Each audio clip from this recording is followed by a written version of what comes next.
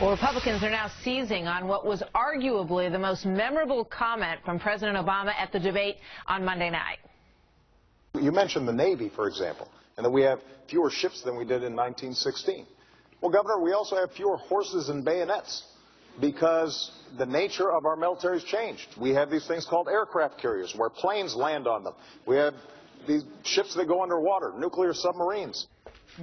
That was quite, and it did get some laughs from the audience in Florida. But former Secretary of Defense Donald Rumsfeld says the U.S. military is no joking matter. Here he is on our show with us yesterday.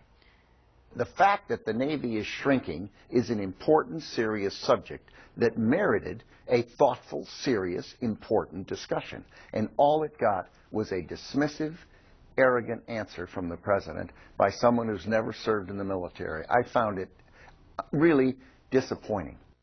Disappointing in Donald Rumsfeld's words. Texas Republican Congressman Mac Thornberry is the vice chairman of the House Armed Services Committee, and he joins me now. Sir, good morning. Good to have you here today. Thank you. What was your reaction to that statement by the president?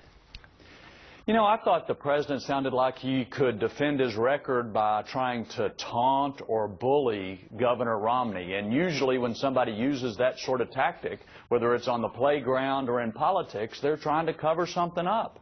And what he was covering up here was the fact that our Navy has gone down to such low levels, and it's just not with Navy at that level, we cannot defend the country as well as protect the peace. You know, he seemed to say that Navy ships were as obsolete as horses and bayonets.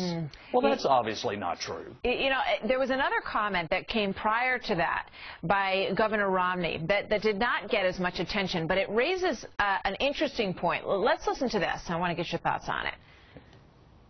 We make decisions today in the military that will confront challenges we can't imagine. In the 2000 debates, there was no mention of terrorism, for instance.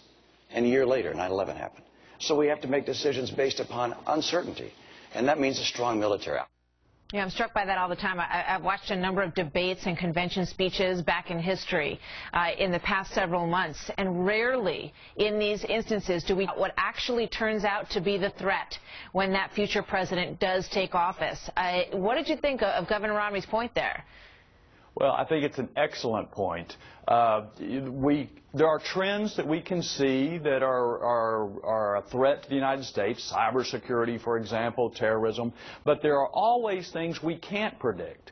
And what you have to have is a capability to deal with the unknown. And that, again, back to the ships.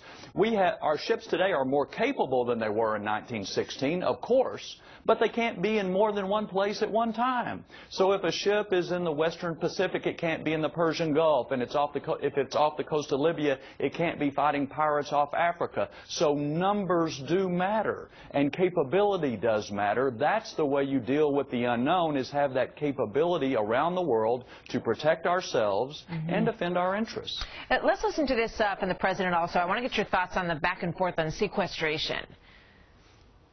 First of all, the sequester is not something that I proposed. It's something that Congress has proposed. It will not happen.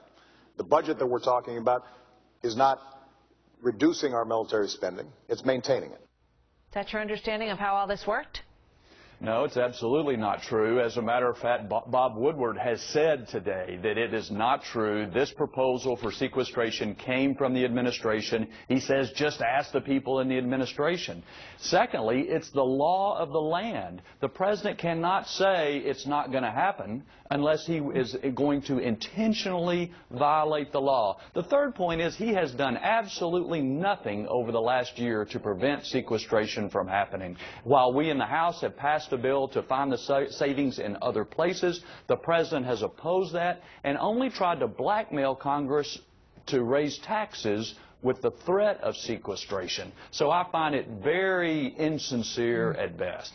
Thanks for your thoughts today. Good to see you, Congressman.